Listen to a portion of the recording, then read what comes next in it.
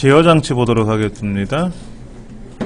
25쪽에 37번이라고 되어 있습니다. 제 교환에는 39번 챕터로 되어 있는데 신경 안 쓰셔도 되고요. 자, 우리가 이제 어떤 숫자를 계산하게 되면은 뭐 숫자만 계산하는 건 아니지만은 숫자라고 한번 생각해 볼게요. 5 더하기 2 더하기 빼기 4 만약 이렇게 된다 그러면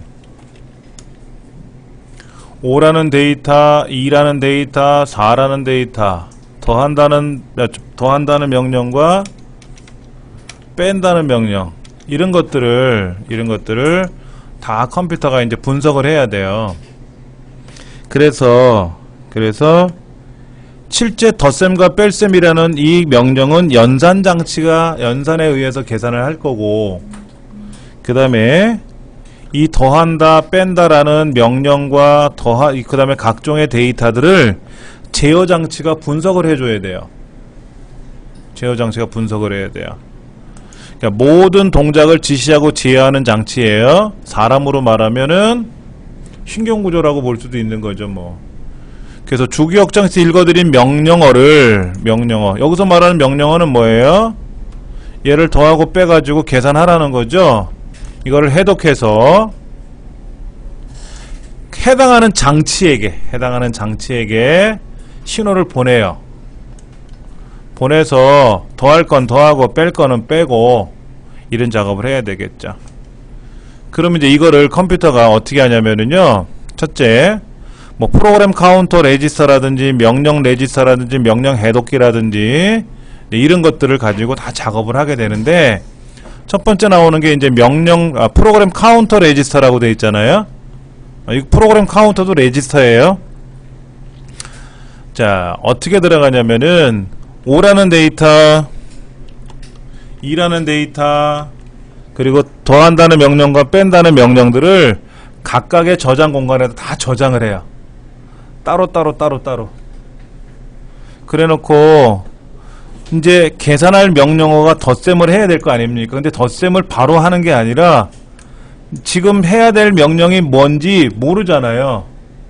그러면 이 더한다는 명령인지 뺀다는 명령인지 이 명령어가 어디 공간에 저장이 돼 있단 말이에요. 그 저장 공간을 일단 가야 돼요. 이게 조금 어려워요, 여러분 이해하시기가. 예를 들어서 방송 촬영 전에, 녹화 방송이든 생방송 전에 연예인들이 이제 방송국에 들어오면은 무대에서 대기하는 게 아니잖아요. 해당 낙하가 다 있잖아요, 자기가. 그러면 뭐 예를 들어서 강호동 씨 같으면 뭐 몇 호에 계시고, 뭐 유재석 씨 같으면 몇 호에 계시고, 이런 거 다 있단 말이야. 그러면 PD가 이제 FD들한테 마이크로 얘기를 하겠죠. 무전기로 이렇게. 그래서 지금 이제 강호동 씨가 출연해야 되니까 빨리 나올 준비하라고. 그러면 이제 강호동 씨한테 가가지고 나오세요라고 하든지. 그럼 강호동 씨가 락커룸 몇 번에 있는지를 알아야 찾아갈 거 아닙니까? 그러니까는 뭐라고 하느냐, PD가 저기 4번 방에 있는 4번 방에 가서 거기 있는 사람 데리고 오세요 그런다고. 그럼 4번 방에 딱 갔더니 강호동이 있네. 그럼 강호동 데려오는 거야. 7번 방에 가보세요. 7번 방에 빨리 나오라 그러세요. 그랬더니 유재석이 있더라 이거지. 그럼 유재석이 있는 거 가져오는 거예요. 컴퓨터는 모든 명령이나 데이터들을 다 저장을 따로따로 해놔요. 따로따로 해서 그 저장된 데이터를 불러와가지고 작업을 하게 되는 거예요. 그럴 때 이제 제일 먼저 뭐부터 해야 되겠죠? 더하기부터 해야 되겠죠. 그럼 이제 더한다는 명령어를 가져오려니까는 다음에 실행할 명령어가 뭐 몇 번째 있을 거 아닙니까? 가서 더한다는 걸 가져오는 거예요, 이제. 그럼 이제 그럼 실제 지금 더한다는 명령을 하고 있겠죠? 그럼 이제 다음에 실행할 명령어는 빼기죠? 그럼 빼기도 데리고 와야죠.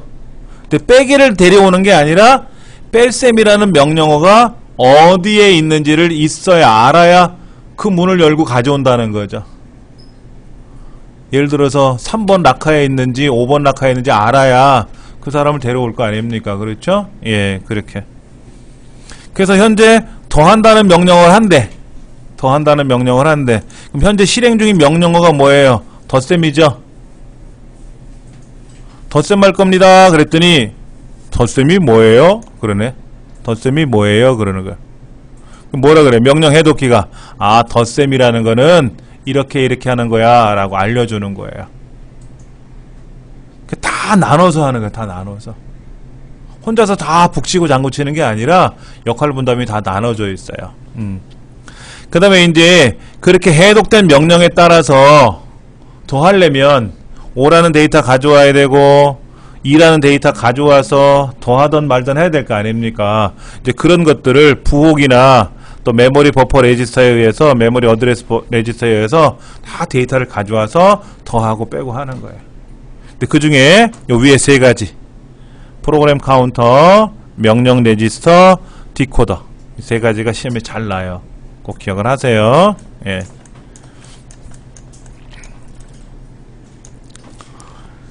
자, 그러면 이 머신 사이클이라고 있어요. 머신 사이클. 잠깐만요 라고 하는 곳에 머신 사이클 들어있죠.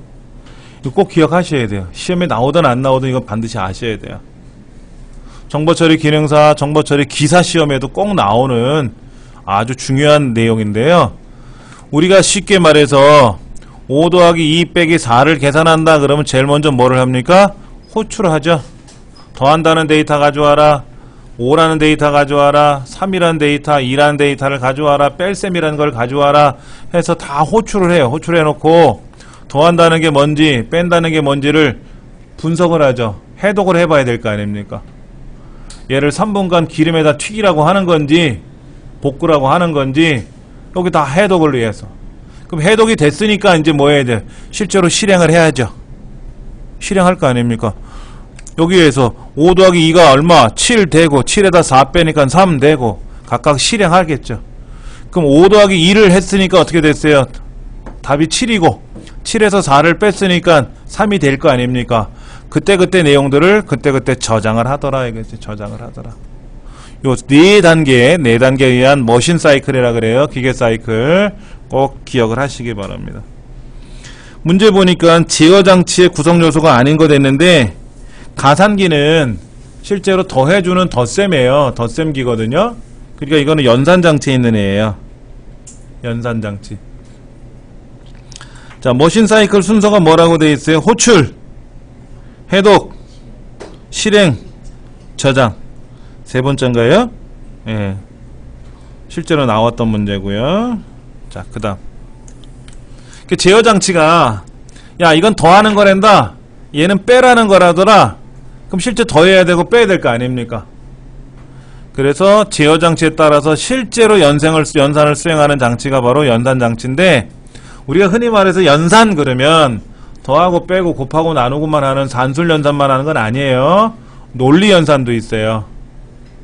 참인지 거짓인지. 관계 연산 뭐예요?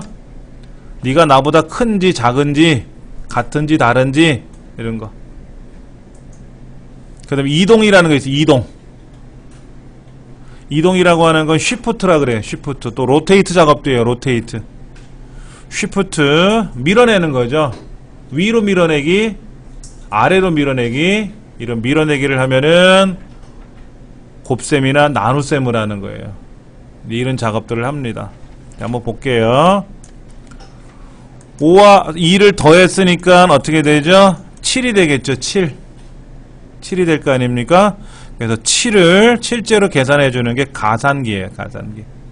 근데 컴퓨터가 뺄셈을 못해요.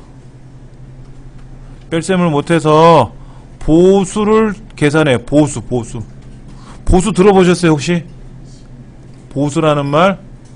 그러니까 10보수가 있고 9보수가 있는데 10진수니까 합이 10이 되게끔 하는 게 10보수예요. 7 그러면 3, 2 그러면 8, 9 그러면 1, 4 그러면 6, 46 그러면 어떻게 돼? 100이 돼야지. 46 그러면 어떻게 되죠? 54인가요? 73 그러면 어떻게 돼요? 73에다 뭐를 더해야 100이 되냐고. 27이 되는 거죠. 그게 이제 10의 보수예요. 근데 그 보수를 취해서 더해요. 그러니까는 7 빼기 4를 못한다고. 얘가 7 빼기 4를 못하고 보수가 얼마예요? 7에 대한 보수가 얼마예요? 3인가요? 네, 3에다 4를 더해요. 그럼 얼마가 돼? 7이 돼요? 이거는 3이어야 되는데 뭐 답이 이상하죠. 그렇죠? 자, 그러면 한번 제가 지금부터 사기극을 한번 벌려보도록 하겠습니다.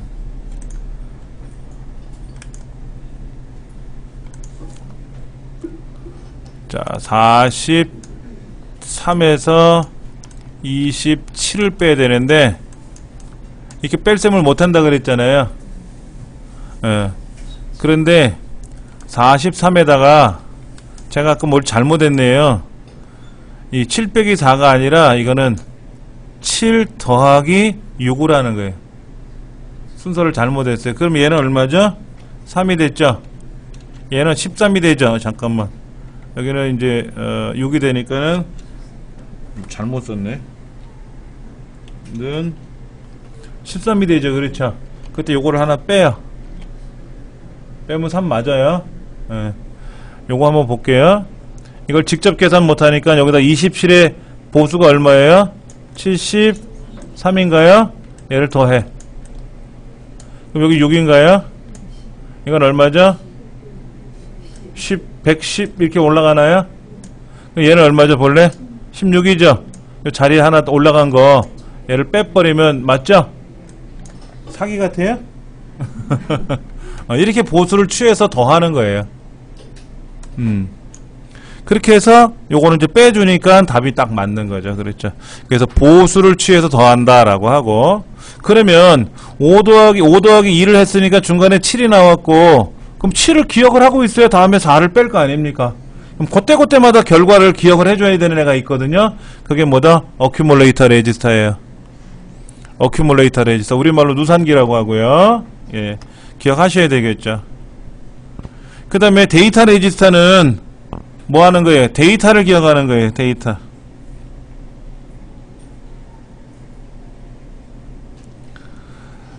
데이터를 기억하니까 아까 얼마 더하기 얼마 빼기 얼마 했잖아요. 5 더하기 2 빼기 4 했잖아요.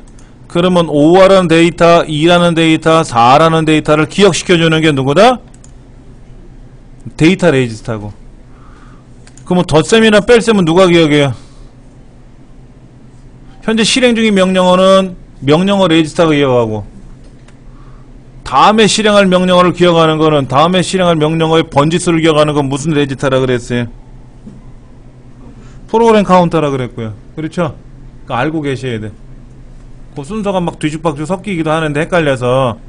자, 그 다음 상태 레지스터는 뭐냐면, 우리가 숫자를 계산하다 보면 이런 일이 생겨요.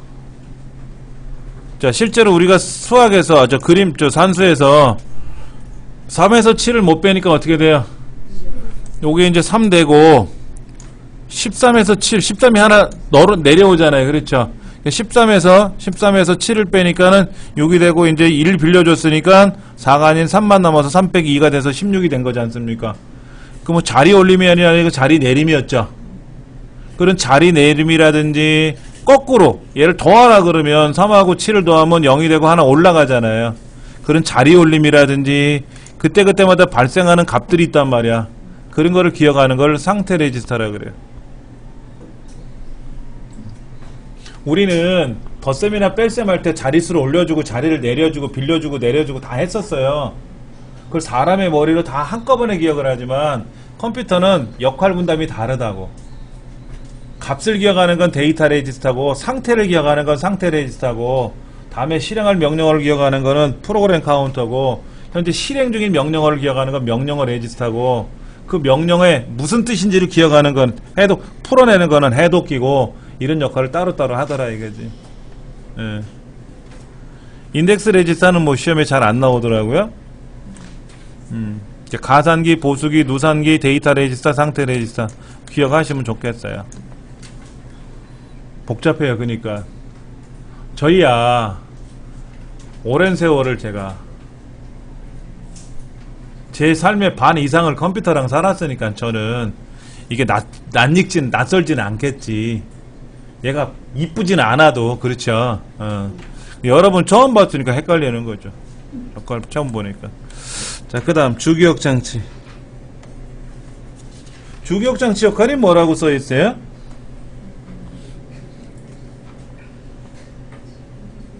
CPU가 직접 접근하여 데이터를 처리할 수 있는 기억장치라고 하는데 현재 수행 중인 프로그램과 데이터를 저장하고 있대요.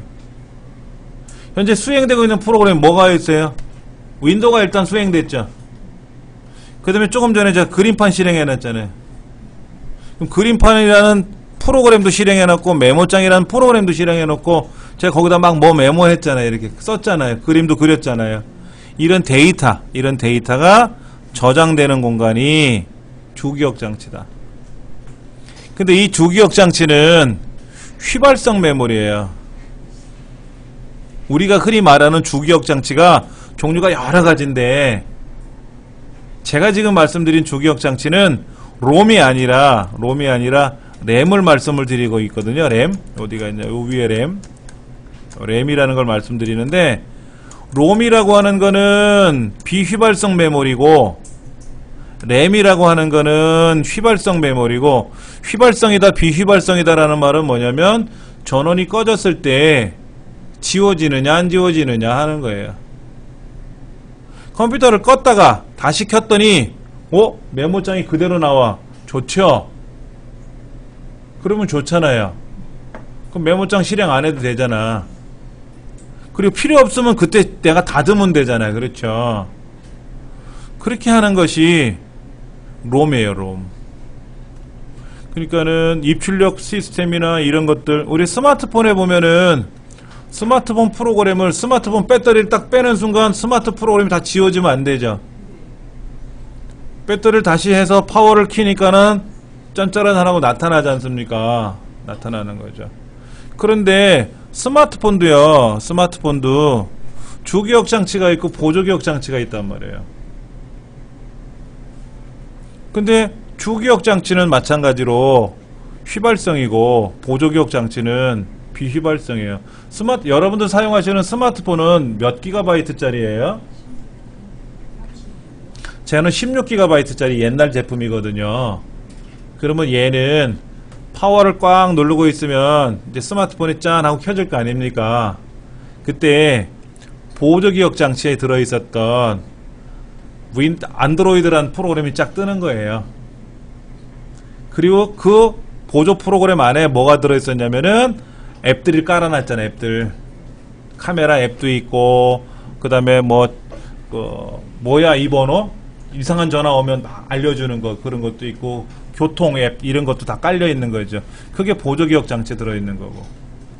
그래서 내가 스마트폰 앱 중에서 카메라라는 앱을 딱 터치하는 순간 카메라가 작동되지 않습니까? 그게 주기억장치에서 작동되는 거예요. 그리고 앱을 닫으면 어떻게 돼요? 사라지죠. 그게 안 사라지면 안 되잖아. 그렇게 해가지고 사용하는 거예요. 말 그대로. 그러니까 롬이라고 하는 것에는 입출력 시스템이나 어떤 프로그램들이 담겨져 있는데 여기서 말하는 롬은 우리 스마트폰에서 뭐라고 표현해야 되나? 참 비교하기가 좀 애매하네. 우리 근데 윈도우에는 이런 건 있어요. 우리 컴퓨터를 딱 켜면 바로 윈도우를 안 넘어오고 안에서 검사를 해요. 이 기계가 이상이 있는지 없는지. 그러니까 무슨 이상이 있는지 없는지 검사하냐면 배터리가 제대로 작동이 돼서 현재 날짜를 기억하고 있는지 몇 년 몇 월 며칠인지 그 다음에 하드디스크가 있는지 없는지. 하드디스크가 있어야 그 안에 있는 윈도우를 꺼내오든 말든 할 거 아닙니까? 인터넷선이 빠져 있는지 껴져 있는지 그래픽카드가 있는지 없는지 마우스 키보드가 꽂혀 있는지 안 꽂혀 있는지 이런 걸 점검해요. 그 자가 진단 프로그램들이 있지. 이런 것들이 롬 안에 들어있어요. 근데 얘는 전원을 꺼도 안 지워지거든요. 지워지면 큰일 나잖아. 그래서 이상이 없으면 이제 윈도우가 작동이 되는 거죠. 여기 있는 건 읽어낼 수만 있어요. 내가 기록을 못해요. 여러분 전자수첩 있잖아요. 전자수첩 전자사전에 있는 걸 내가 마음대로 막 지워요?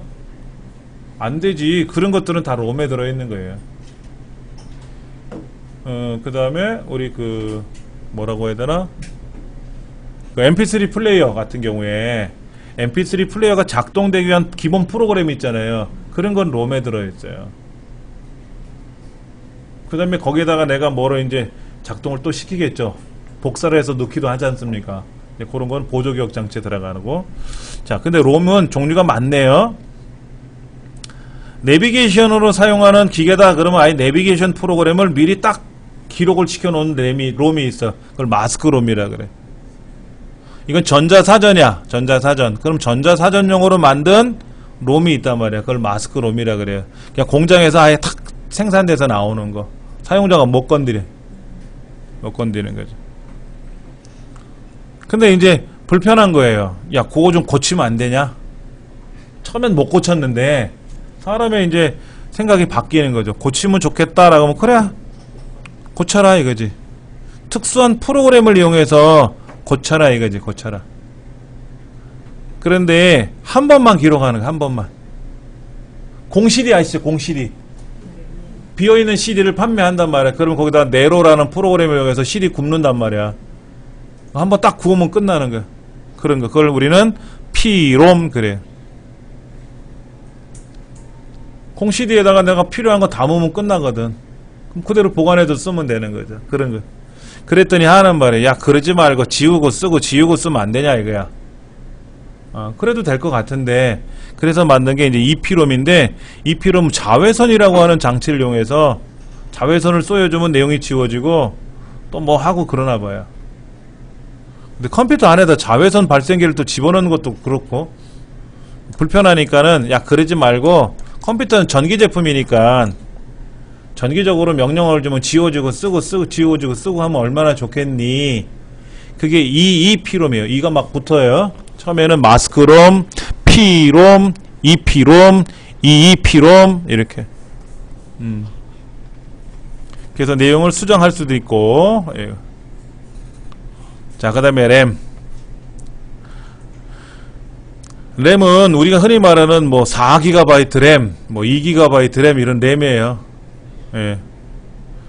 이거는 휘발성 메모리인데 요 안에 윈도우도 들어가 있고 메모장도 사용할 수 있고 또 아래 한글 실행해서 엑셀 실행해서 내가 데이터 쫙 입력하고. 근데 그러다가 정전이 되면 데이터 지워지잖아요. 그래서 그걸 방지하기 위해서 뭐예요? 저장. 그럼 USB 메모리나 하드디스크 내문서에다 저장하지 않습니까? 그럼 이상 없이 착 저장이 되게끔. 왜? 휘발성이니까. 비휘발성 같으면 상관이 없는데 휘발성이니까 내용을 지워진단 말이에요. 그렇죠. 근데 램도 두 가지예요. SRAM, DRAM. SRAM은 뭐로 만들었대요? 플립플롭으로 만들었대죠. 그 다음에 DRAM은 콘덴서로 만들었대죠. 근데 그런 거 시험에는 안 나와요. DRAM으로 만들었던 SRAM 어쩌고 저쩌고 이런 건 하는데 플립플롭이다 콘덴서다 하는 거는 안 나와요. 그런데 콘덴서는 흔히 말해서 작게 만들 수 있는 게 콘덴서고요. 플립플롭은 좀 커요. 그러면 정적램이라고 하는 SRAM은요 크기가 커요. D램은 밀도, 집적도가 높다고. 조그맣게 만든다는 뜻이에요. 그래서 삼성전자에서 뭐 128기가 D램을 생산했다 이런 얘기 한단 말이에요. 만들어냈다고. D램이에요. S램이 아니라 D램이에요. 근데 D램은 장점이 뭐냐면요, 작게 만들고요, 전기가 좀 적게 먹어요. 가격이 싸요. 그런데 이제 단점이 뭐냐면 느려. 다 장점이야. 전기도 덜 먹고 조그맣게 만들고 가격도 싸고 다 좋은데 느려. S램은 부피도 크고 전기도 많이 먹고 가격도 비싼데 엄청 빨라. 그 차이 하나밖에 없어요. D램의 장점은 S램의 단점이고 D램의 단점은 S램의 장점이 되는 거고 이렇게 돼 있어요. 그럼 S램으로 컴퓨터를 만들면 어떨까요? 주기억 장치 가격이 너무 비싸지겠죠? 그리고 크기도 커질 거 아닙니까? 그리고 전기도 많이 먹어. 이 감당 못해요. 그런데 D램은 우리가 흔히 알고 있는 주기억 장치로 사용을 하고, 주기억 장치, PC나 이런 거에 주기억 장치로 사용하고, S램은 주기억 장치보다 좀 더 빨라야 되는 캐시 메모리라는 것에 사용을 해요. 캐시 메모리. 캐시 메모리도 설명을 또 드릴 거니까. 주기억 장치의 단점이 접근 속도는 빠르되, 아까 느리다 그랬잖아. 보조기억 장치에 비해서 빠르다고. 보조기억 장치에 비해서는 빠르지만 보조기억 장치에 비해서는 가격이 비싸고 저장 용량도 적어. 우리가 지금 사용하는 하드디스크가 500기가 1000기가짜리 쓰는데 7만원이면 사요. 500기가 7만원이면 사는데 주기억 장치를 사용하는 거는 뭐 8기가 이런 거 5만원이에요. 8기가 5만원. 근데 1000기가가 7만원이고 뭐 별 차이 안 나잖아요. 근데 용량 차이는 많이 나죠. 근데 주기억 장치는 보조기억 장치에 비해서 빠르지 당연히. 근데 너무 공간이 작고 가격도 너무 비싸고, 그래서 대부분 보조기억 장치를 많이 활용하는 거는 있어요. 전원 공급이 중단되면 내용이 지워진다 그랬어요. 그걸 우린 휘발성이라 그래요. 그러니까 작업한 문서를 계속 보관할 수가 없죠. 언젠가 컴퓨터를 꺼야 되는데, 아니 정전되면 지워지잖아. 그래서 보조기억 장치를 사용하는 거고요. 자, 플래시 메모리. 여러분 플래시 메모리 많이 쓰세요. US 메모리라든지 디카 메모리라든지 이런 데 사용하는 거. 그 내비게이션에도 메모리 들어가죠. 블랙박스에도 메모리 들어가지 않습니까? 그런 메모리가 다 플래시 메모리로 만들었어요. 플래시 메모리. 반도체로 만들어 있어요. 근데 이 플래시 메모리의 장점이 뭐냐면은 주기억 장치, 그 롬에 말하는 EEP롬처럼 전기적인 신호를 줘가지고 지우고 쓰고 지우고 하는 건데, EEP롬은 주기억 장치로 사용한 거지만 플래시 메모리는 보조기억 장치로 쓰는 거예요. 이 플래시 메모리가 참 좋은 게 전원이 끊어져도 데이터가 안 지워져요.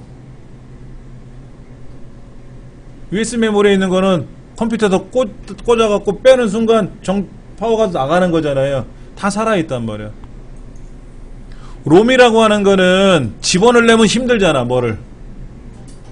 램은 쓰고 지우기가 편한데 전원이 공급되지 않으면 내용이 지워지니까 그게 일단 단점이고, 근데 플래시 메모리는 전원 공급도 수월하고 전원을 차단시켜도 데이터가 살아있으니까 이게 아주 좋은, 아주 새로운 매체로.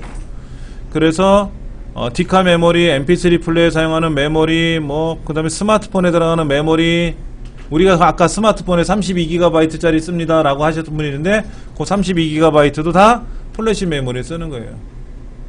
일반 주기억 장치 쓰는 게 아니라. 자, 캐시 메모리는 뭐냐면은, 아까 캐시 메모리는 어디에 사용한다 그랬어요? 이 SRAM이라고 하는 것을 캐시 메모리에 사용한다 그랬죠? SRAM이 캐시 메모리가 아니라 캐시 메모리라고 하는 논리적인 메모리가 있는데, 이 캐시 메모리로 누구를 대체할까 생각해 보니까는 SRAM을 쓰자라고 한 거예요. 자, 그림을 그려서 설명드리면 여기가 이제 본체가 있어요. CPU가 있고요. 다시 그림을 크게 그려볼까?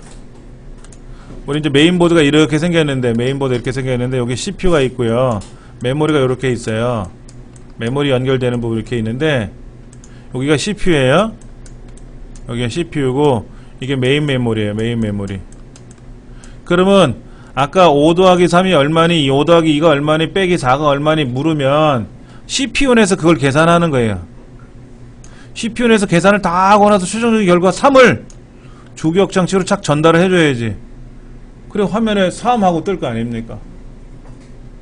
근데 CPU가 메인 메모리로 전달하는 속도하고 메인 메모리가 CPU로부터 받아들이는 속도하고 달라요. 그러니까 CPU라고 하는 컴퓨터의 부품은 속도가 굉장히 빨라요. 한 3000? 근데 메모리는 한 500? 속도 차이가. 그러니까 한 뭐 5분의 1, 6분의 1 밖에 그렇게 차이가 나고, 과거에는 10분의 1, 20분의 1 하고 더 속도가 더 차이가 많이 났었어요. 그러니까 CPU가 메인 메모리한테 답을 보여줘야 되잖아. 답을 보여줘야 되는데, 답을 보내주는 시간이 빨리 보내주고 나서 CPU는 다른 일을 해야 되는데, 메인 메모리가 주기억 장치가 더디다 보니까, 야 이거 받아라 하고 보냈더니 제가 못 받는 거야. 그럼 방법이 뭐예요? 천천히 보내줘야 되잖아요. 받아쓰기 할 것처럼. 받아쓰기를 빨리 부르면 못 적잖아. 그럼 천천히 불러주세요 그러죠. 다시 불러주세요 그러고 그런단 말이에요. 원래 받아쓰기는 뭐예요? 여러 개를 불러주면 그걸 기억하고 있다가 자기가 적으라고 하는 건데, 본래 취지는 그거였잖아요. 그렇죠. 근데 CPU 속도하고 메인 메모리 속도가 안 맞으니까 CPU가 버거운 거야. 메모리 입장에선 깝깝하고서. 그래서 이렇게 전달하지 말자. 이렇게 전달하지 말고 여기다가 임시 공간을 하나 만들자 이거죠. 임시 공간을 만들어서 CPU가 전달하자 이거야. 그럼 임시 공간이 갖고 있으니까 CPU는 전달이 끝났으니까 자기 일 할 거고, 임시 공간이 메인 메모리로 전달하면 될 거 아니냐 이거죠. 그럼 뭐 속도 차이가 나더라도 상관없지 않느냐 이거야. 받았다 주면 되니까. 그래서 얘를 캐시라고 부르자라고 하는 거야. 캐시 메모리. 그 임시 공간을 우리는 캐시 메모리라고 부르자 하는 거예요. 자, CPU와 주기억 장치 사이에 처리 속도가 다르다 보니까 불편하더라 이거야. 그래서 CPU가 캐시 메모리한테 전달해주면 이 캐시 메모리가 전달받은 데이터를 갖고 있다가 주기억 장치로 천천히 보내주면 될 거 아니냐 이거지. 그런 이론을 만들어요. 누가 논문을 발표했어요. 논문은 좋았어. 그러면 이 캐시 메모리를 누가 할 거냐 이거지. 이 역할을 누가 할 거냐 이거야. 고양이 목에다 방울을 달면 좋겠대. 그럼 어떤 놈이 달아줄 거냐 이거야. 달아놓을 게 없지 않냐 이거지. 누가 역할을 해줄 거냐 봤더니, 야 보니까 D램 말고 S램이 빠르다며. S램을 쓰자 우리 거기다가. 그래서 캐시 메모리라는 이론적인 개념에다가 S램을 갖다 붙인 거예요. 그래서 S램이 빠르다 보니까, 주기억 일반적인 D램보다 빠르다 보니까 캐시 메모리를 사용한다. 그럼 얼마나 빠른가 아셔야죠. 그렇죠. 이 D램은요, 이 전원이 공급되던 일정 시간이 지나면 내용이 지워져요. 근데 얼마큼 빨리 지워지냐면 한 1000분의 1초가 되기 전에 지워지고, 1000분의 1초가 되기 전에 내가 갖고 있던 데이터를 가만히 갖고 있으면 그냥 지워져. 그래서 1000분의 1초가 되기 전에 내가 갖고 있던 데이터를 또 다른 곳에서 기억을 해야 돼. 계속 반복적으로 되뇌어야 돼. 우리 사람이 그렇잖아요. 돌아서면 까먹는다며. 한 번 봤는데 안 잊어버리면 좋다. 그렇잖아요. 그게 S램이고, D램은 한 번 보면 돌아서면 까먹어. 근데 1000분의 1초가 되기 전에 까먹어. 1000분의 1초가 되기 전에 또 기억하고 또 기억해야지. 우리도 돌아서면 까먹고 며칠 지나면 까먹으니까 계속 반복 복습을 하다 보면 어떻게 돼요? 돌에다 새기는 거지. 돌대가리에다. 예. 사람 머리가 D램처럼 생겼어요. 천재 머리는 S램인가 봐. 그 천재들은 뭐 짱구라고. 얼굴이 크죠? 머리가 크다며. 얘가 크잖아. 아닌가? 그 S램으로 만들면 컴퓨터가 좋겠죠. 당연히 좋죠. 슈퍼컴퓨터들은 S램으로 만들어요. 커도 되잖아. 뭐 들고 다닐 거 아니니까.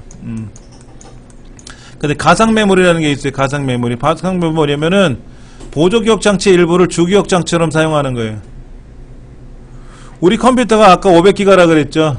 500기가 중에 한 10기가를 빌려서 주기억 장치에 주면 어때? 주기억 장치가 4GB 밖에 안 되니까는 보조기억 장치 하드에서 10기가를 빌려오면은 14기가가 되잖아. 그럼 용량이 늘어났잖아요. 그럼 편할 거 아니냐 이거지. 그렇게 쓰는 걸 가상 메모리라 그래요. 근데 그 가상 메모리는 소속은 본래 보조기억 장치에 있던 앤데 얘가 주기억 장치로 출장 가서 일을 하잖아요. 보조기억 장치 일부를 주기억 장치처럼 쓰는 거니까 본래 소속은 보조기억 장치 소속인데 얘가 근무지가 어디예요? 주기억 장치에서 근무를 하거든. 그래서 전원이 꺼지면 가상 메모리도 지워져요. 근무지가 주기억 장치 근무지니까. 그런 게 있다더라 하는 거고. 그 다음에 버퍼라고 하는 거는요, 버퍼 메모리 버퍼라고 하는데 속도 차이가 나는 게 있단 말이에요. 속도가 차이 나는 게 많아요. 프린터도 인쇄, 그러면 인쇄가 바로 안 되잖아. 한참 걸리잖아, 인쇄하려면. 그러니까는 거기에도 임시 공간이 있어야 되거든요. 그것도 버퍼. 캐시 메모리 같은 경우도 CPU랑 주기억 장치 속도 차이 나기 때문에 사용하는 임시 공간이라 그랬잖아요. 그것도 버퍼.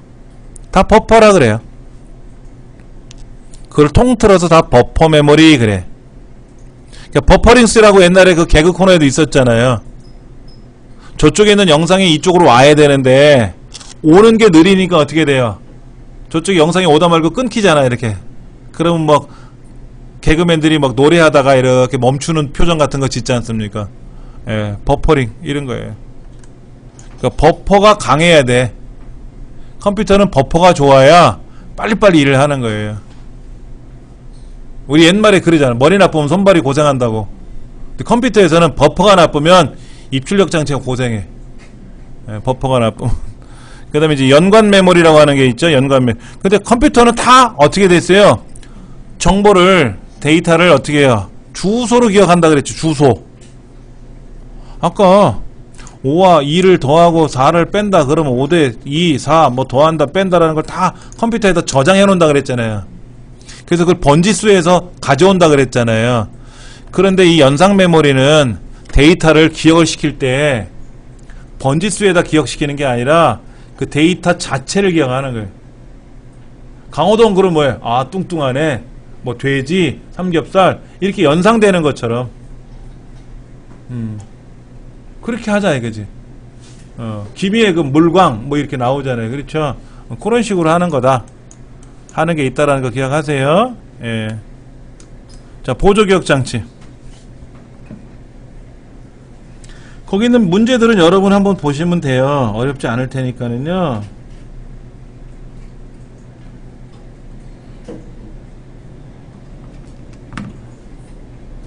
보조기억 장치는 주기억 장치에 비해서 느리지만은 비휘발성 메모리잖아요. 공간이 크잖아요. 그러니까 편하지. 우리가 뭐를 저장해 놓으려니까 주기억 장치가 많으면 빨리 움직이는 건 좋은데 걔를 저장을 하려니까 저장 공간이 없잖아요. 그러니까 USB 메모리도 큰 거를 써야 되고 하드디스크도 큰 거를 써야 되는 거지. 근데 이런 보조기억 장치도 이제는 빠른 거를 요구해요. 아무리 용량이 많으면 뭐 할 거냐고. 느리면 불편하잖아.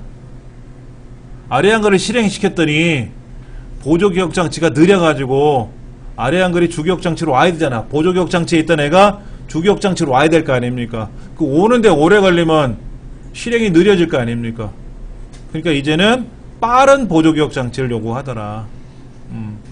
그래서 가장 많이 사용하는 게 하드디스크였는데 이제는 하드디스크도 쓰지만은 SSD라고 하는 걸 많이 써요.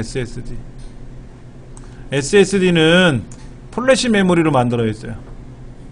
플래시 메모리. 아까 그 USB 메모리 같은 게 플래시 메모리로 만들었다 그랬잖아요. 그래서 굉장히 빨라요. 하드디스크는 가격이 싸요. 굉장히 가격이 저렴합니다. 단점이 뭐냐면은요, 얘는 회전체예요. 회전체. 고속의 회전체. 1분에 뭐 7200바퀴 도는 회전체인데 회전을 빠르게 하다 보니까는 진동이 발생하고 소음이 발생하고 열도 나고. 근데 SSD는 그냥 전기적 신호로 움직이고 하다 보니까 회전이 없어요. 소음과 진동이 없으니까 안정적이고요. 열이 좀 덜 나고요. 예. 지금은 SSD를 많이 씁니다. 예. 근데 가격이 좀 아직은 비싸요.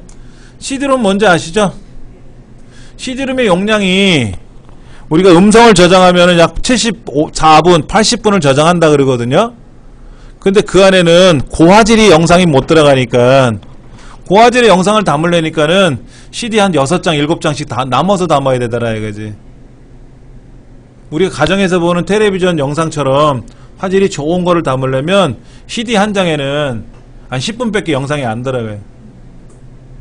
예전에는 CD 한 장에다가 70분, 80분짜리 영화를 담았는데 화면이 작아요.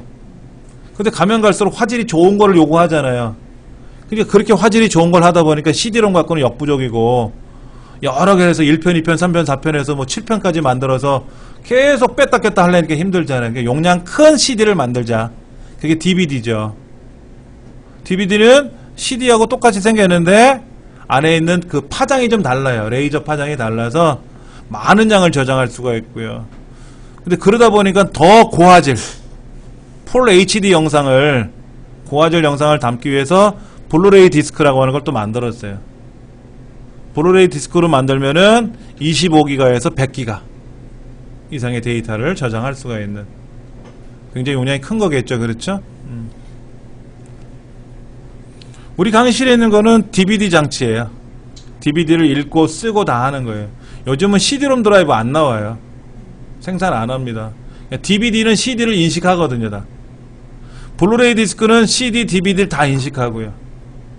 그러니까 블루레이 디스크를 사놓으면 좋은데 DVD 장치가요 17,000원이에요. DVD, 우리 DVD 플레이어 있잖아요. 컴퓨터에 꽂혀 있는 게 17,000원인데 블루레이는 한 10몇만원, 10이 한 2, 3만원 하더라고요. 아직은 가격이 많이 비싸요. 자, 뭐 바이트, 킬로바이트, 메가바이트 이런 말을 하죠. 바이트는 8비트, 8비트. 8비트 한 글자예요, 한 글자.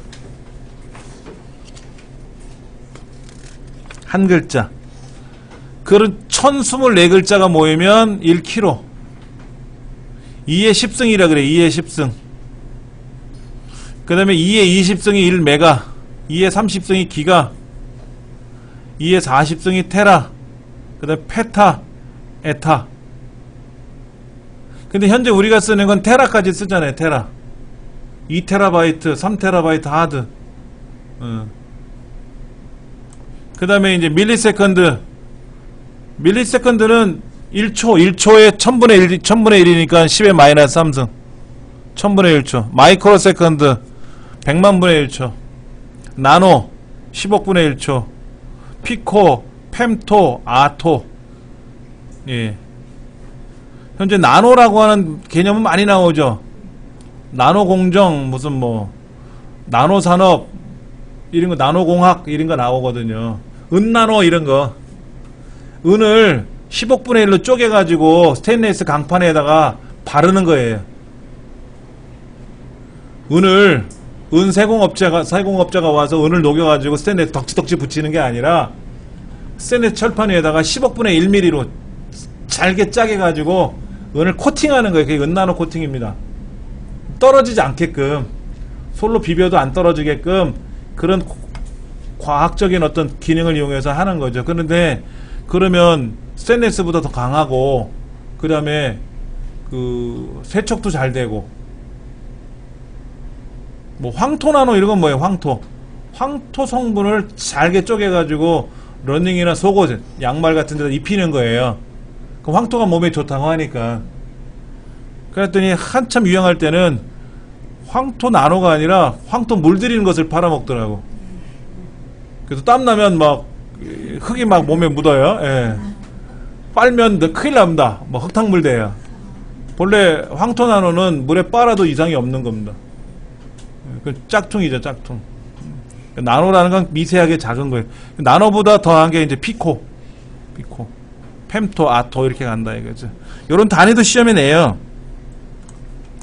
어느 게 이제 뭐 빠르냐 느리냐 뭐 이런 것도 내고요. 자, 여기 보니까 이거 나와 있네요. 주기억 장치 중에서 레지스터. CPU 내에 있는 저장 장치가 레지스터라 그랬죠. 그 레지스터가 제일 빠르고, 그 다음에 캐시, SRAM이 그 다음이고, DRAM, ROM, 그 다음에 그 SSD, 그 다음에 하드디스크, 나머지는 보지도 마세요. 여러분 집디스크 보셨어요? 플로피는 보셨어요?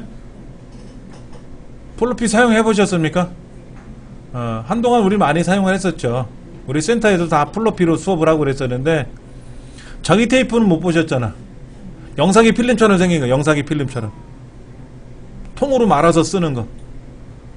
거기에다가 이제 뭐 시험 본 사람들 명단 집어넣어 놓고 그걸 막 좌로 돌리고 우로 돌리고 해갖고 걔는 역방향으로도 읽어요.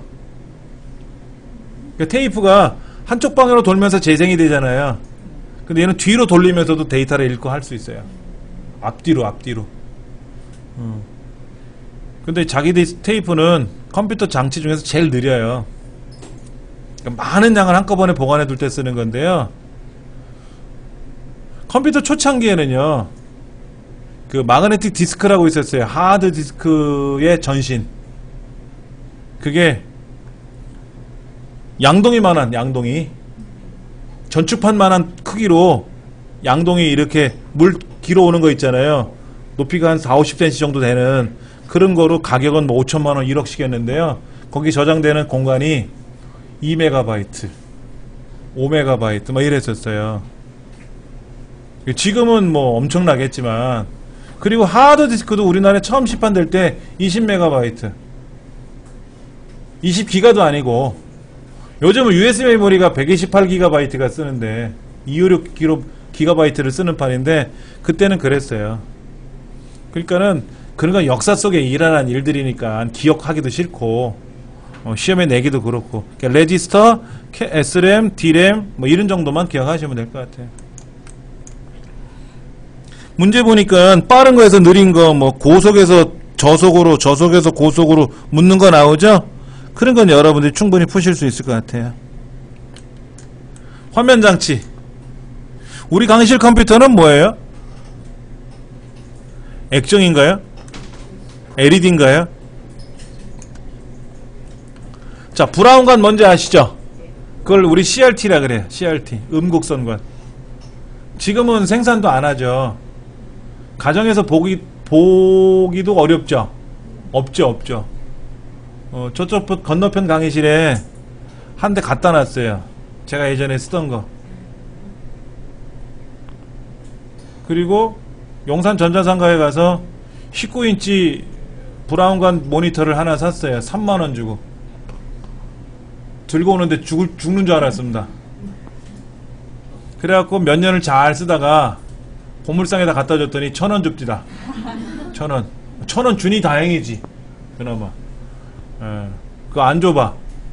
거기다가 또 무슨 동사무소 스티커 붙여갖고 버려야 되잖아요.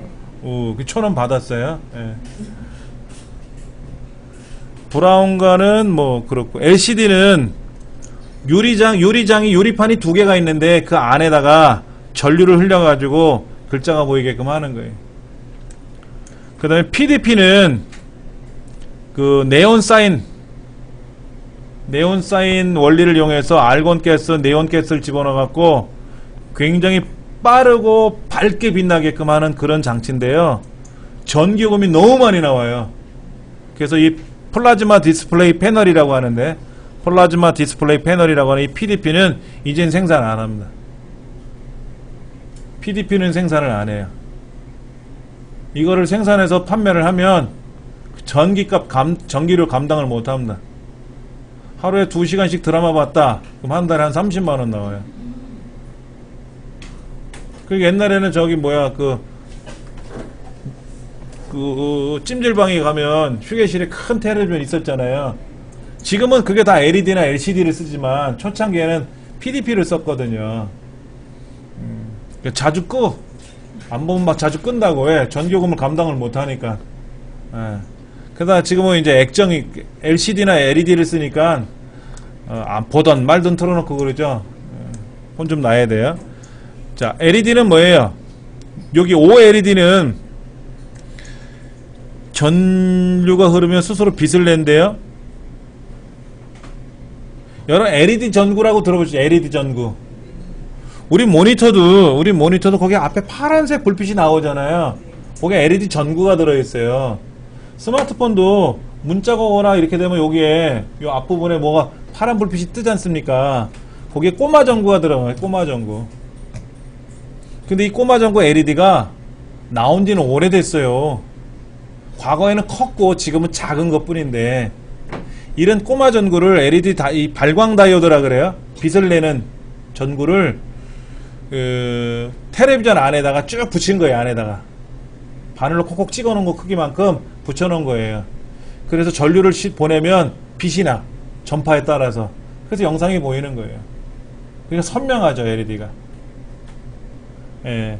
LCD보다 LED가 더 선명해요. 잘 나와요. LED TV 많이 나오지 않습니까? 예. 그 다음에 신호등, 건널목에 있는 신호등이라든지, 그 다음에 동네방네에 있는 밤에 방범등 같은 거 있잖아요. 그게 다 LED로 만들었어요. LED는 장점이 전기가 덜 먹어요. 전기가 덜 먹어요. 과거에는 방범등을 못 달았다고 밝아야 되는데 전기 값을 감당을 못하니까, 전기료를 지자체에서 감당을 못하니까는 여기 달아주세요. 그럼 못 달아주고 했는데, 지금은 많이 달아줬더니 너무 밝으면 또 잠 못 잔다고 어둡게 달라고 또 그러죠. 예. 왜냐면 밤에 여기 서설호송원 가보시면은 LED로 등을 다 달아놨는데 은은하게만 해놨어요. 예전 같으면 환했죠. 식물들이 못 살아. 그 별도 안 보이고. 그래서 지금은 더 어둡게 하니까 전기요금은 더 덜 나오겠죠. 그렇죠. 좋게 나오는 거죠. 자, 픽셀은 모니터 안에 모는 종이를 다 깔아놨다고 생각해보세요. 모는 종이. 가로 세로 조그맣게 이제 잘라놨는데 그 한 칸 한 칸을 우리는 픽셀 화소라 그래요. 화소. 그래서 지금 앞에 보시는 이 빔 화면이 가로가 1024로 되어 있어요. 가로를 1024개로 쪼개놓은 거예요. 옛날에 29인치 TV 있었죠. 브라운관 TV. 걔가 800이에요. 옛날에 29인치가 800밖에 안 됐어. 근데 요거 17인치잖아요. 요게 1024라고. 1280까지 늘어날 수 있어요. 1280까지. 그 다음에 요즘은 또, 모니터, 노트북들이 조그만 거 나오지 않습니까? 근데 1920이야. 더 작게. 그냥 해상도가 높으면 글자는 작게 보입니다. 해상도가 커지면, 이 숫자가 커지면 커질수록 글자는 더 작게 보이죠. 역으로. 대신에 세밀하게 보이는 거지. 세밀하게. 그래서 가로를 1024개로 쪼개고 세로를 768로 쪼갰다. 그러면 예를 들어 디카로 사진 찍었더니 4000에 3000이다 그럼. 디카를 찍었을 때 디카를 가로 세로 모는 종이로 쪼개듯이 쪼개놨더니 가로가 4000개, 세로가 3000개. 그럼 곱하면 얼마죠? 1200만 화소가 되는 거예요. 요거는 80만 화소고. 우리 모니터는 80만 화소, 120만 화소밖에 안 해요. 그 다음에 우리 가정에 있는 40인치 디지털 TV 있잖아요. 200만 화소밖에 안 해요. 근데 내가 찍은 1200만 화소를 200만 화소로 보니까 어때요? 더 잘 보이지. 근데 1200만 화소를 1200만 화소로 보면 어떨까? 여러분 울트라 HD라고 보셨어요? 울트라 HD? 슈퍼 HD라고 하는 커브 모니터 있잖아요. 커브 TV 이렇게 휘어져 있는 거. 그런 게 가로가 4000이에요. 가로가 4000. 우리 가정에 있는 풀 HD TV, 디지털 TV가 가로가 1920이고요. 그 1920인데 실제로 드라마는 1280밖에 안 와요. 해상도가 달라요, 다. 그러니까 내가 갖고 있는 텔레비전은 1920까지 볼 수 있는 텔레비전인데 영상은 1280밖에 안 와. 그럼 1920을 보려면 어떻게 해야 돼? 고화질 영상을 따로 받아야지. 그거는 공중파로 못 와요. 공중파로 못 와. 근데 이번에 700MHz 어쩌고저쩌고 나왔잖아요. 그렇죠? 그게 뭐냐면 4000 해상도짜리를 받아보겠다 이거지. 4000 해상도짜리. 그리고 여러분이 4000 해상도에 있는 TV를 사셔가지고 기가로 TV 이런 거 있지 않습니까? 그걸 연결을 하면은 4000 해상도의 영화가 나오는 거예요. 그런 다큐멘터리 같은 것들이. 그럼 화질이 어떨까? 마치 옛날 브라운관 TV랑 지금 TV랑 보는 그런 차이처럼 울트라 HD로 영상을 보면은 지금 TV로 보는 게 애들 말대로 구려. 꽂았다 이거지. 그렇게 차이를 많이 낼 수도 있어요. 해상도가 높으면 좋은 겁니다. 해상도가 높으면 대신에 용량은 많이 차지하죠. 용량을 많이 차지하니까 전파로 받기가 어려운 거예요. 한꺼번에 빨리빨리 받아야 되는데 그러니까 이제 기가로 이제 인터넷을 통하니까 어떻게 돼요? 기가니까 지금 인터넷보다 10배 빠른 건데 100메가에서 1000메가로 올라갔으니까 1기가라고 하는 거거든요. 그러니까 기가로 인터넷을 받아서 영상을 그거로 IPTV로 보면은 영상의 화질이 굉장히 고급스러운 영상을 볼 수가 있다. 이런 얘기죠. 자, 그래서 가로 세로를 곱하면 그게 해상도가 되는 거예요. 4000에 3000 그런 건 픽셀이라고 하고 그걸 곱하면 1200만 화소 그럼 그걸 해상도라고 하고 모니터의 크기는 뭐예요? 대각선의 길이를 센티미터로 표시한 거예요. 과거에는 인치로 표현했죠. 40인치 뭐 50인치 이렇게. 근데 우리나라 표기법이 미터법을 쓰게끔 법이 바뀌었기 때문에 몇 평이라고 말을 못하고 몇 제곱미터라고 해야 되고 아파트 같은 경우도 그 다음에 모니터 같은 경우도 19인치라고 표현을 못하고 뭐 56cm 뭐 이런 식으로 써야 된다 이거죠. 대신에 56cm 그럼 못 알아들으니까 19형 괄호 열고 9 19인치 이렇게 표현하죠. 9 19인치 앞에는 몇 cm라고 표기했고 병행 표기하는 거는 통용되는 거니까는. 예. 근데 재생률이라는 것은 빛이 여러분 이제 빛이 반짝반짝 거릴 거 아닙니까? 그럼 빛이 계속 밝으면 어떨까요? 계속 반짝반짝 거리면 전급이 많이 나가잖아요. 계속 빛을 틀어놓으면은 전기요금이 많이 나가니까는 번쩍거리고 좀 있다가 다시 번쩍해주면 되거든요. 근데 그거를 빨리빨리 번쩍번쩍거리면 계속 켜놓은 효과가 되는 거고 전기요금이 많이 나가니까 어떻게 돼요? 천천히 번쩍해주면 된다 이거죠. 근데 너무 느리게 해주면 어떻게 돼요? 영상이 안 보일 수 있겠죠. 적정하게 보여주면 좋겠다 이거지. 그걸 재생률이라고 한다. 그러니까 재생률이 높으면 어때요? 화질이 좋은 거예요. 근데 재생률이 높으면 전기요금이 많이 나올 수 있으니까 소비 전력을 꼭 보셔야 돼요. 여러분 TV 사실 때 무조건 이쁜 거 사지 마시고 그러니까 저렴하게 파는 텔레비전은요 재생률도 낮고요 소비 전력도 높고요 TV는 이쁜데 안 좋아. 비싼 텔레비전들은요 소비 전력이 낮아요. 그런데도 우수해요. 그게 기술이거든. 그 다음에 이제 뭐 점 간격이라는 것도 나오고요. 용어들이 어렵죠? 그런데 이 지금 텔레비전 같은 거는 우리 실생활에서 많이 쓰이는 거잖아요. 여러분 댁에 있는 텔레비전은 어떻게 사셨어요? 그냥 고장난 김에 하이마트 가서 산 거예요? 저도 하이마트 가서 샀어요. 하이마트에서 샀는데 하이마트를 한 번 간 게 아니라 제가 구매하러 간 하이마트만 해도 벌써 몇 번을 갔고요. 다른 동네 하이마트도 여러 번 다녔어요. 계속 가가지고 질문하면 싫어하거든. 그러니까 처음에 뭐를 얘기하는데 못 알아들었어요. 디지털 TV에 이런 기능이 있대. 뒤에 비디오 연결하는 거 그거 다 있는 줄 알았는데 다 있고 USB 메모리를 꽂으면 영화도 나오고 사진도 나오고 다 되는데 옳거니 태어나서 처음 들었네. 안 사봤으니까. 그래요? 뭐 그런 정도야. 저도 알죠. 속으로 뻥을 쳐가면서 알겠습니다. 그리고 세밀하게 물어보면 그렇잖아. 이제 그거를 다시 집에 와서 인터넷 찾아가지고 좀 학습을 해가지고 다른 또 하이마트에 가가지고 이런 기능 저런 기능 또 물어봤죠. 그래서 많이 물어봤더니 이제 나름대로 지식이 습득이 됐잖아요. 그래서 가가지고 제가 원하는 제품을 산 거예요.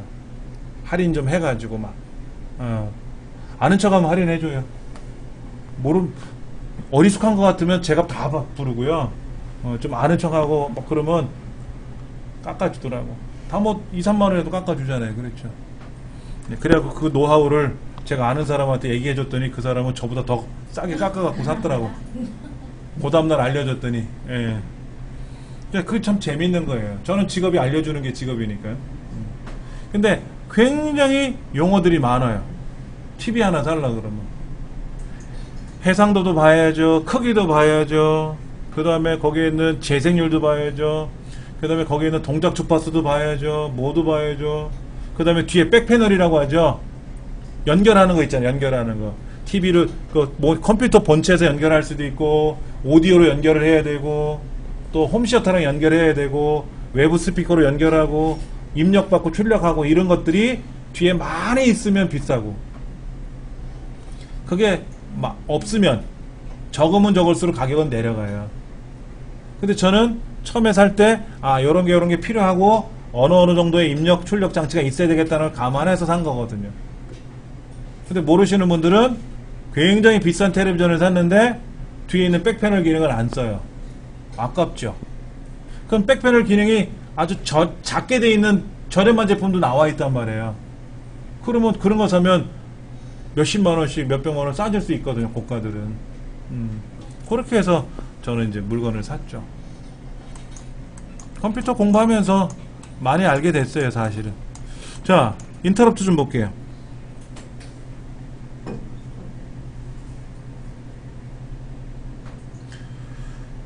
중단 개입이라 그래요. 중단 개입. 우리말로요. 중단 개입. 컴퓨터가 사용을 하는 도중에 예기치 않은 상황이 발생했어요. 여러 상황이 발생할 수 있습니다. 사람도 그렇잖아요. 아차! 뭐 까먹었어. 출근을 이제 외출을 하다 쭉 나가다가 버스정에 가다 보니까 아차! 가스를 켜놨나봐. 빨래 올려놓고. 그럼 막 쭈르륵 쫓아와야죠. 그리고 불 끄고 다시 나가야 될 거 아닙니까? 그런 게 인터럽트예요. 프린터를 막 인쇄하고 있는데 삑삑거려. 보니까 종이가 없네. 인터럽트 걸린 거예요. 그러면 그 상황까지 하고 그거를 마무리 해줘야죠. 어떻게 해줘야 돼? 종이 넣어줘야지. 종이 넣어줘야지. 또 하다 보니까 잉크가 없대. 그럼 잉크 넣어줘야 되잖아요. 잉크 넣어줘야 될 거 아닙니까? 그런 것들이 인터럽트라는 거죠. 컴퓨터를 막 사용하다 보니까 바이러스가 발견됐다고 백신이 막 뭐라 그러네? 그럼 바이러스를 처리해야 될 거 아닙니까? 그리고 마저 해야죠, 마저. 마저 안 하면 안 돼요. 하던 걸 마저 해야 돼요. 자, 인터럽트라고 하는 것은 컴퓨터 상황에서 어떤 일이 발생을 했는데 그 상황 때문에 멈추는 거예요. 그럼 어떻게 됩니까? 그 발생한 상황을 처리해줘야 되겠죠. 안 하면 안 되니까는. 그리고 나서 어떻게 돼요? 다시 실행 중인 작업으로 돌아와야 돼. 자, 다시 정리해 볼게요. 인터럽트가 발생했다. 그러면 현재 하던 일을 기억을 해요. 어디까지 하고 있었는지. 프린터가 지금 몇 페이지까지 인쇄하고 있었는지 기억을 하고 있어야지. 그리고 종이를 넣어줬어. 인터럽트를 해결했죠. 다시 계속 인쇄하라고 명령을 줘야 되겠죠. 그럼 다시 실행 중인 작업으로 돌아오죠. 그럼 마저 인쇄될 거 아닙니까? 그런 것들이죠. 근데 인터럽트는 종류가 세 가지가 있어요. 외부 인터럽트, 내부 인터럽트, 소프트웨어 인터럽트. 세 가지가 있고요. 그 중에 여러분이 무슨 작업하다가 보세요. 제가 여기 인쇄 명령을 걸었다가 그럼 인쇄 명령이 뜨겠죠. 이렇게요. A, ESC 누르잖아. 우리 취소. 이것도 인터럽트예요. 그게 무슨 인터럽트야? 외부 인터럽트야. 외부에서 사용자가 취소했잖아. 근데 이 중에 뭐가 있냐면요. 정전도 있어요. 정전. 전원에 의한 외부 인터럽트. 이게 정전이에요. 정전. 정전되면 하던 건 멈추죠. 근데요. 정전은 220V가 0V로 바꾸는 거, 주로 바뀌는 거잖아요. 컴퓨터 감지해요. 우리 PC에 그거 못하는데 슈퍼컴퓨터들은 다 해요. 정전이 됐다? 그러면 아차 정전이다 하던 거 저장해 이래. 어디까지든지 저장해. 그리고 기다려. 그리고 팩 정전되는 거예요. 그러다가 이제 다시 전원을 켜면 정전이 해결이 돼서 전원을 켜게 되면은 아까 하던 거 있었죠. 어디까지 했는지 기억시켜놨잖아. 이어서 또 쫙 해요. 근데 번거롭죠. 그래서 슈퍼컴퓨터나 이런 거는 안 끄죠. 그리고 정전되면 안 되니까는 발전기가 붙어 있어요. 발전기가. 배터리가 아니라 발전기가 붙어 있어요. 그래서 슈퍼컴퓨터, 뭐 일반 중대형 컴퓨터, 전산실에 가면 다 배터리가 아니라 발전기가 다 있어요. 하나씩. 그래서 걔가 다 작동이 됩니다. 그러니까 정전을 딱 감지하는 순간 발전기가 작동이 되는 거죠. 개인은 그런 발전기 살려면 힘이 되니까 뭐 UPS 뭐 이런 걸 사는 거예요. UPS라는 말이 어디 나올 텐데 뒤에 나오겠지 뭐. 자, 그런데 이런 인터럽트가 동시다발적으로 여러 개가 같이 막 생길 수도 있죠. 그러면 외부 인터럽트부터 먼저 해요. 그리고 외부 인터럽트가 해결이 되면 내부 인터럽트를 하고, 그 다음에 뭐를 하냐면은 이제 소프트웨어 인터럽트를 하고, 그렇게 우선순위가 있다 하는 거. DMA 채널 나와 있나요? 채널? 채널은 뭐냐면, 여러분 CPU가 모든 걸 통제한다 그랬죠. 근데 CPU가 하는 일이 너무 많아. 그러면 삼성그룹의 회장이라는 사람이 택배도 해야 되고 방범 순찰도 해야 되고 전화 상담도 받으려면 너무 힘들어요. 그렇죠. 회장이 다 못하거든. 다 회장이 하려니까 어려운 거야. 그래서 누구를 둬요? 밑에 조직을 형성하잖아. 조직을. 사장도 있고 부장도 있고 과장도 있고 있지 않습니까?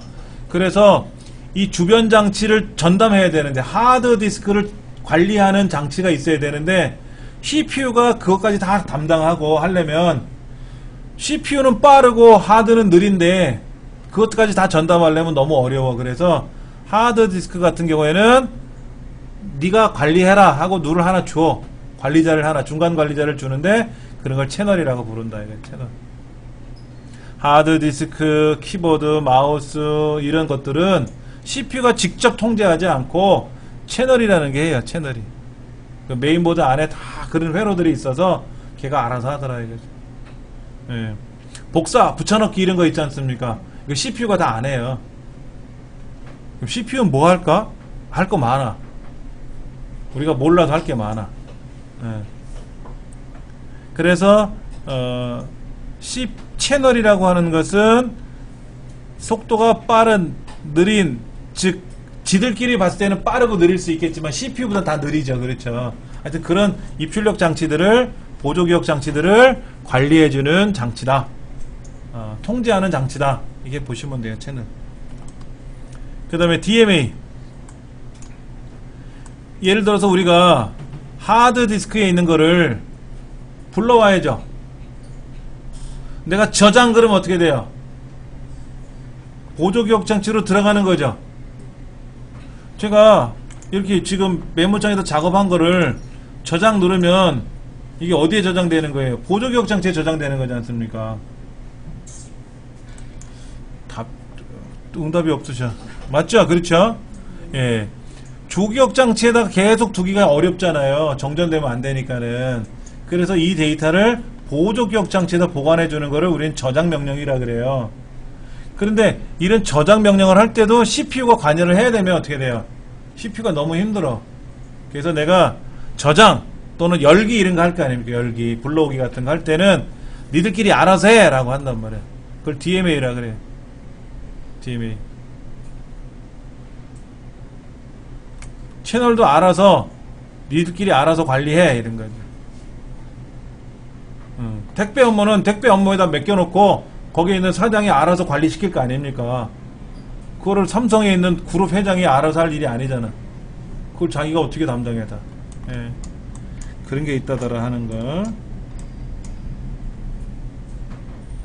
그러면 DMA라든지 이런 걸 해주면 어떻게 돼요? 전반적으로 속도가 향상되는 거죠. 거기 책에 써 있는 것 같은데. 예. DMA 방식을 이용하면은 시스템의 전반적인 속도가 향상된다. 예를 들어서 그런 거죠. 자녀들이 학교에 오면, 학교에서 수업 끝나고 집에 오면 알아서 척척척 뭘 하면 좋잖아. 갔다 왔으니 교복 벗어라. 교복 벗었으면 빨리 들어가서 씻어라. 가방 정리해라. 엄마가 매일매일 하면 애도 짜증나고 엄마도 짜증나고. 근데 우리 집에는 알아서 척척척 하더라 이거야. 공부만 하면 1등만 하고. 그러면 뭐야? 분위기 좋아진다는 거죠. 향상이 된다는 뜻입니다. 그러면 좋은데 실제로 그러지 못해서. 자, 그 다음 우리 메인보드 안에는 데이터를 전송을 하고 입출력을 해야 되고 하는 그런 장치들이 많이 들어있어요. 이제 그거를 우리는 이제 뭐 버스라고 표현하고 포트라고도 표현하고 그래요. 자, 여기 버스라는 말이 먼저 나오는데, 버스는 뭐냐면 데이터를 주고받는 통로예요. 고속버스 이런 것처럼 데이터를 실어 나르는 통로가 버스예요. 우리 US 메모리를, 여러분 US 메모리 안에 보셨어요? 그 속 말고 그 앞에 보면 단자가 있잖아요. 단자. 꽂히는 단자 보면 네 단계가, 네 가닥이 있죠. 그 네 가닥 중에 두 가닥은 플러스 마이너스 전류고, 그 두 개는 데이터 가는 거, 하나는 데이터 오는 거예요. 그러면 가고 오는 게 하나하나씩이니까 뭐야? 직렬이야, 병렬이야? 직렬이죠. USB가 유니버셜 시리얼 버스예요. 직렬 버스라 그래요. 직렬 버스. 근데 그 버스가 CPU 내에서 움직이는 게 있어. CPU 내에서 제어장치, 연산장치에서 왔다리 갔다리 하는 거는 내부 버스라 그래. 무슨 말인지 알겠습니까? CPU 내에서 움직이는 걸 내부 버스라 그래요. 그 다음에 이제 주기억장, CPU에서 주기억장치로 데이터를 보내준다 그랬잖아요. 그럼 CPU와 밖에 있는 장치하고 왔다리 갔다리 해야 되죠. 그때는 외부 버스라 그래요. CPU와 밖에 있는 장치랑, 그리고 밖에 있는 장치끼리 하는 거는 확장 버스라 그래요.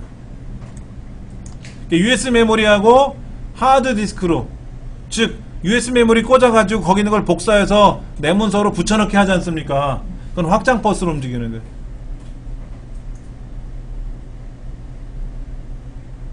무슨 말인지 아시겠죠? 버스 종류가 세 군데가 있다 이거지. 버스는 그런 거고요. 이제 포트는 뭐냐면 그 USB 메모리 꽂잖아. 이렇게 꽂는데 그 USB 포트라 그래. 꽂는 데는 포트라 그러고, 그 통로 왔다리 꽂으면 통로가 왔다 갔다 할 거 아닙니까? 그건 버스라고 부르고. 우리 키보드 뒤에 보면, 본체 뒤에 보면 키보드 마우스 꽂는 자리 있죠? 동그란 거. 그걸 PS2 포트라 그래. 예. USB 포트, PS2 포트, 직렬 포트, 병렬 포트. 근데 직렬과 병렬 포트는 지금은 안 써요. 이건 아주 오래된 거라서 안 써요. 그 다음에 이제 본체 안에를 뜯어보면은 그 안에 하드 디스크라든지 CD롬, DVD 장치를 연결해주는 SATA 포트라는 거 있어요. 시리얼 ATA라는 SATA 포트가 있어요. 포트는 많아요. 근데 우리가 이제 그림으로 본다면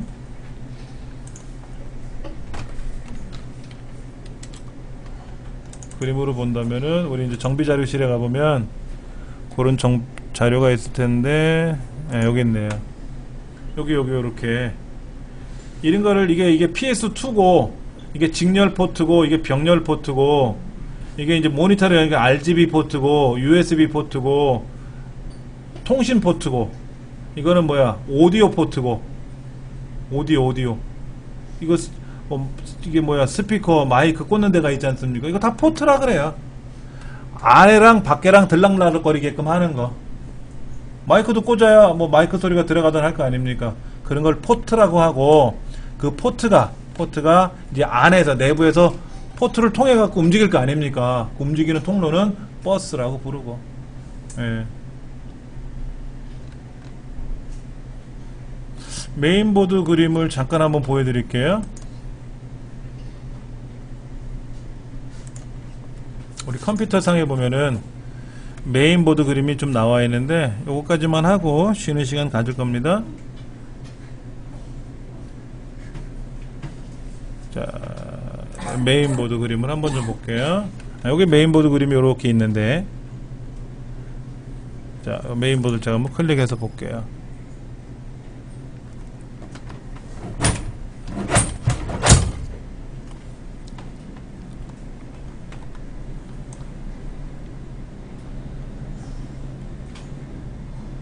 자, 여기 뒷면도 뭐 보이고, 요게 CPU. 이게 CPU. 여기 검은티티한데, 이거 오른쪽에, 이게 메모리. 쭉 내려가서 보면은, 요렇게. CPU 꽂히는 자리. 그럼 CPU 꽂히는 자리, 여기 보면 요렇게 뭐가 이렇게 홉들이 보여요. 이렇게 핀 같은 것들이 보이거든요. 여기 이제 뚜껑을 요거를 제껴가지고 카바를 뺏겨내고 거기다 CPU를 올려놓고 카바를 잠그는 겁니다. 여기 메모리가 꽂히는 자리고요. 요거는 뭐냐면은 이제 그래픽 카드라든지 뭐 TV 수신 카드라든지 이런 걸 우리는 확장 버스라고 그러죠. 확장 버스라고 부르고, 이제 여기 보시면 디스플레이 포트, HDMI 포트, DVI 포트, 디서 포트, USB 2.0 포트, 파란 거는 USB 3.0 포트, 이거는 인터넷 랜 포트, PS2 포트, 다 포트라 그래요. 포트라는 말이 여기만 포트가 아니라 다 포트라고 부릅니다. 여기도 오디오 포트 이런 거. 예. 그러니까 이런 것들을 통해서 꽂으면 USB 여기다 꽂으면은 그게 이제 여기 검은색 보이나요? 여기 끝에? 여기가 이제 하드디스크 연결하는 거예요. 안에다가. 이것도 다 포트예요. SATA 포트, 무슨 포트, 이렇게 M2 소켓, 뭐 포트 다. 그래갖고 거기다가 이제 장치를 연결해서 이제 컴퓨터 내에서 뭐 명령을 걸면 복사가 되던 뭐 이동이 되던 할 거 아닙니까? 그 이동이 된다 그러면 이제 버스를 통해서 이동을 하는 거죠. 복사를 하고 버스. 이제 처음 보시는 분들은 이런 자체가 좀, 우리 강의실에 있는 컴퓨터뿐만 아니라 여러분 댁에 있는 컴퓨터들도 뚜껑 열어보면 다 이렇게 생겨 있어요. 비슷비슷하게 생겨 있습니다. 예. 이렇게 비싼 것도 있고 싼 것도 있고 여러 가지가 있습니다. 자, 그런 포트가 있다라는 거 기억을 하시기 바랍니다. 다음 시간에는 바이오스서부터 설명을 좀 드릴게요.